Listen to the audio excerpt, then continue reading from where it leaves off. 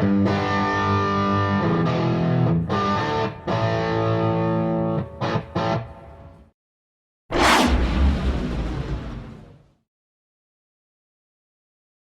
this is Rebecca Dirks for PremierGuitar.com. We are here in Milwaukee, Wisconsin, checking out all of the gear for Band of Horses. And Trevor, you're going to start out by showing us Tyler's guitars, right?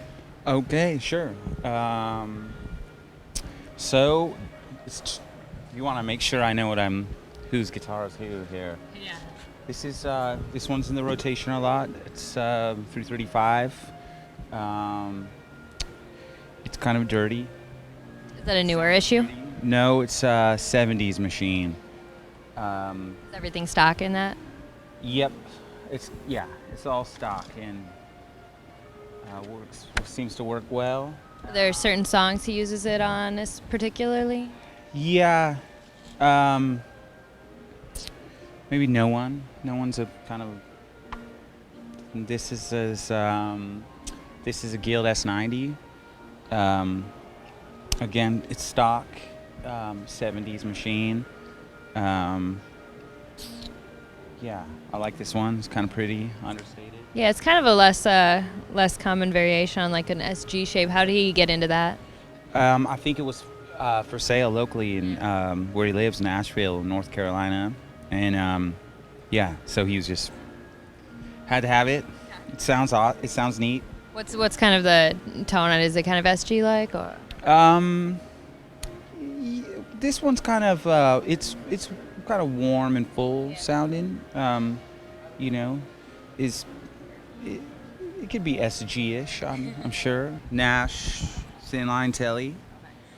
It's a new guitar. L6S. Mid 70s. Pretty stock. I think there's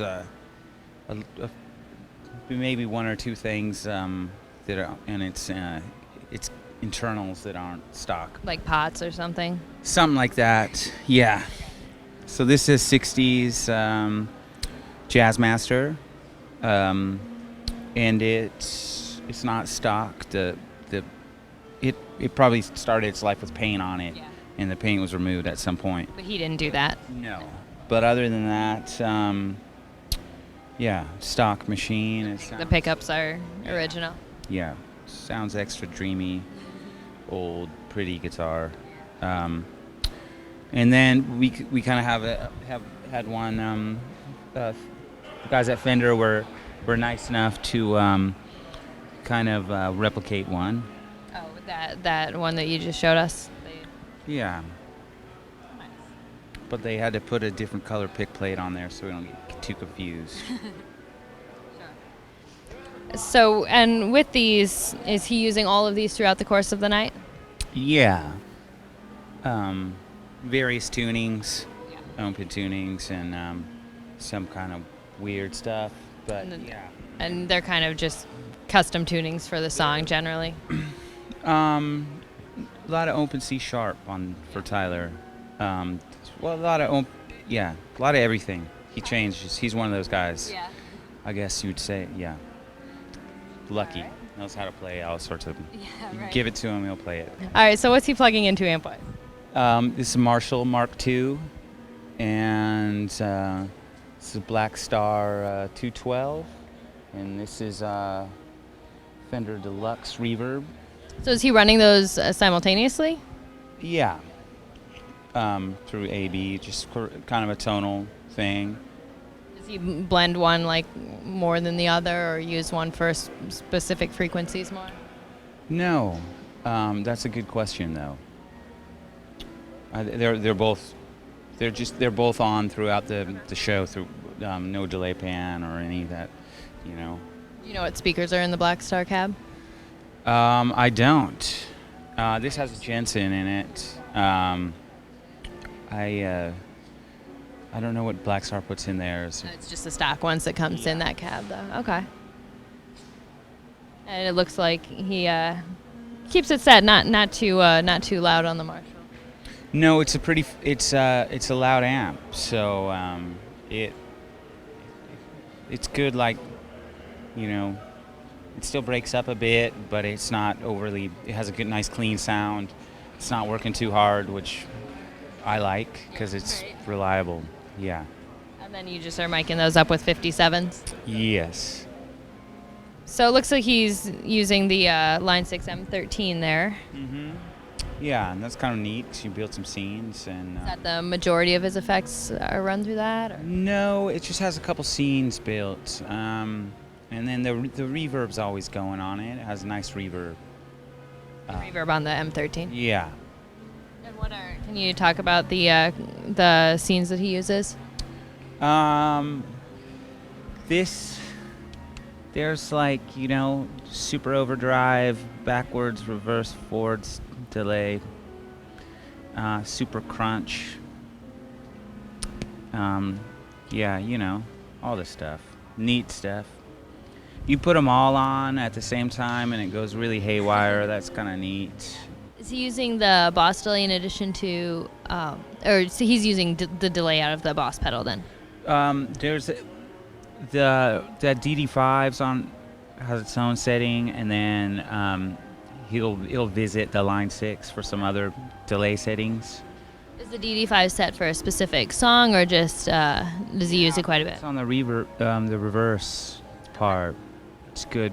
It's good for trip out kind of jams there. It's a neat pedal though, How's he using the MXR micro amp?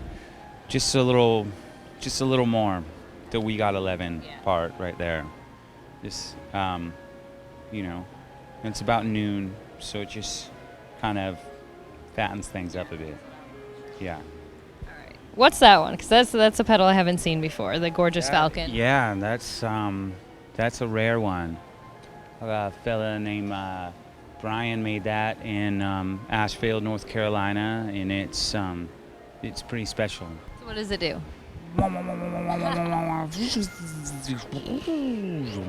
Yeah, anything you want it to do. Yeah, and then those toggles, like we didn't even mess with that. We don't even know what that does, but it's crazy. That's when you want to get serious. You just flip it back. Yeah.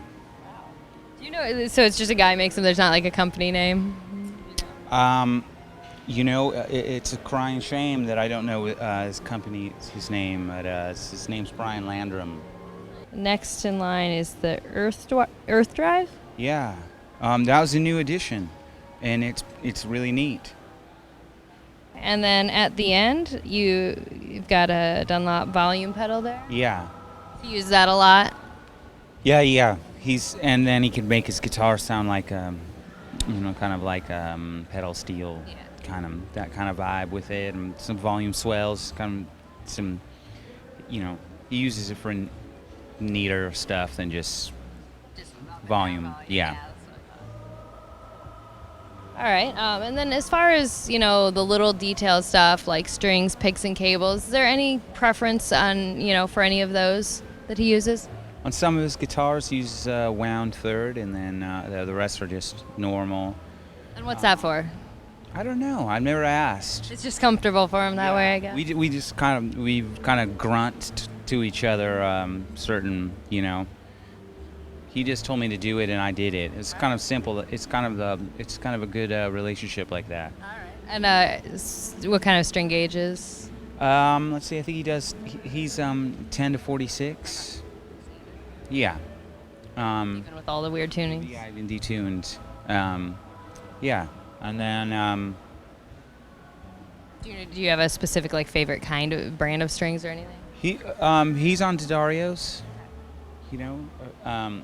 or D'Addario, I guess. Yeah. Yeah. I think it goes either way. Yeah. And for picks. Dunlop 88. Yeah. They're these gray ones, non-Tortex. I don't know. Yeah. The ones that have a little bit of a little kung fu grip on them. Yeah. Yeah. Now you take care of one of the other guys' rigs too, right? Ben here Okay. in the middle. Cool. Let's check out his rig. Okay. Yeah. So kind of the same kind of deal. Few of the same pedals, micro amp, and then the DD5s. We have two of them. just 'cause. And then this reverb pedal, which is kind of neat. And then this freeze pedal, they're extra neat. Yeah, how is he using the freeze pedal? Because that's a pretty specific pedal. Does he use it just for like a certain part of a song or throughout? He's kind of on it a bit. He's figured out some cool places to use it there, and also some like segues between songs when I'm fumbling around trying to figure out what guitar to hand him. So so we're a big fan of the freeze. It helps everybody out. Now, is he playing the pedal steel? Yeah, he'll play the pedal steel on a couple songs. Yeah. But are like all the effects for the guitar then? He won't hesitate to run some effects through this thing. So they Yeah. go for both. Yeah, wherever you can fit them in. So then next in line is the Boss Tremolo. Yeah, that's a cool pedal. Real foolproof, reliable, easy to get pedal. Is it something that stays on that he uses? He uses it to make some racket. Yeah. Type deal. Doesn't They put a lot of. It seems like they put a lot of the effects together and go crazy sometimes. Maybe on some outros, but it's not like super effect heavy really in my mind. Like it's kind of what you hear is what you get, and then there's like a little delay, a little verb, little overdrive, little crunch. Nothing, It's like if you get one of their guitars and you play it through the amp, it kind of sounds like a guitar through an amp. So like jugga jugga jugga, like right. Super crazy. Not that that's crazy, that's good, but it's kind of it's tame. Yeah. Tame. It's not all that The micro amp, does he use it the same way? deal, Just kind of fatten it up a little bit. make it a little bigger, That's a neat pedal. What's the one on the end? It's a gain pedal with you just got a grit and a boost, and some kids out of I believe they're out of Louisville, Kentucky made it. It says SFE. It's a pusher, and it's Small Fish Electronics, I believe. I should make sure of that, but it's a neat pedal. Okay. Yeah, handmade kind of deal. Maybe with the two different knobs on it. Yeah, like it gets, does what it. Yeah, there's no curveballs there. Yeah. That one boosts it. That one grits it out. So yeah, does what it's supposed to. And which of these are his amps then? The Blues Breaker, and then that's the Black Star. It's our oh shit, and yeah, and we can make it sound like the Blues Breaker, but Blues Breaker's it's a finicky little machine, but it's the band's sound. Okay, and let's check out his guitars. First of all, what can you tell us a little bit about the steel there? This it's Fender. It's old. That's self-explanatory. Yeah. It's actually a little bit before my time. When I started taking care of it, the pedals have been taken off of it, and it's in open tuning, and it's been rattled and thrown around, and from its little case from continent to continent, and we have a strange relationship. It's finicky, and I just hope it's happy. Gotcha. So Ben's a Les Paul guy. He's got 3 of them. Yeah. That would They say that. pretty similar. 70s stock. Did he take the finish off the neck? I think he took the finish off with his hand. Nice. Yeah. Little buckle rash. Oops. Choking. Yeah. Nothing. That's just the main one he gets into. Like the funeral. Wicked Gill, Ode to the LRC guitar, and then there's this one with the this one has this, so I don't get confused, but I still get confused all the time. 2 black Les Pauls. What are you gonna do? Yeah. So there's this one. Stock. Is that 70s too? No. This is a newer custom shop one. It has the old one-piece neck, or not laminated. Big old baseball bat. It's pretty neat. It sounds good. This is neat guitar. It's Ace. We call him Ace Frehley. Oh, right. Yeah, he's got his own. He's kind of ornery. It's a good guitar. Well, that's a recent issue custom shop one. This is 78. Okay. Yeah, probably should look at the back up there and be that guy, but yeah, I'm not. All right. Yeah, and then last but not least would be there's Telecaster in there, for the kind of country twang or whatever else you want to do. What kind of a telly is it? It's a Tele Deluxe. It's newer, maybe 90s. It's got the humbucker in there. It does. I think they're the wide range ones. Who knows their stuff? There you go. So yeah, it's a good guitar. It's not and then the Bishop, Silver Surfer, Smaz Right style. Is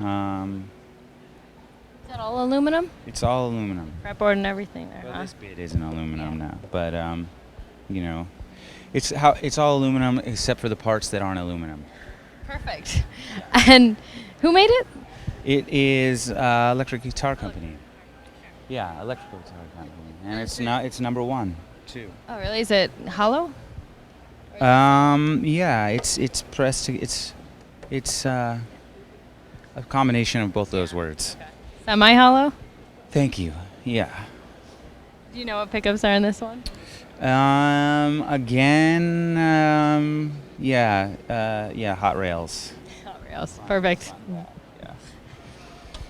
And what kind of strings or string gauges he uses? These are on these ones they're all beefy slinkies, 11 to 54s. Basically bass strings or whatever. Do you go that heavy on the telly? No, the telly's slightly lighter. And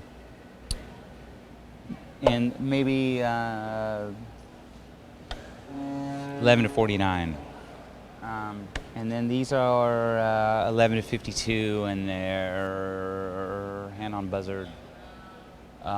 They are flat wound. Yeah. What's he using the Electrical Guitar Company one for? Is kind of a specific tone with the aluminum? Yeah, but it really doesn't matter how it sounds because it looks like that. Right. I'm just gonna go ahead and say it. All right. Sometimes that. Yeah, it could almost make no signal at all and still use it. But it actually sounds great, and it's versatile. There's a lot of varying sound between the pickups. All right. Well, thank you very much for taking us around and showing us their rigs. We really appreciate it. Anytime. Thanks for coming by. Thanks. This is Rebecca Dirks for PremierGuitar.com.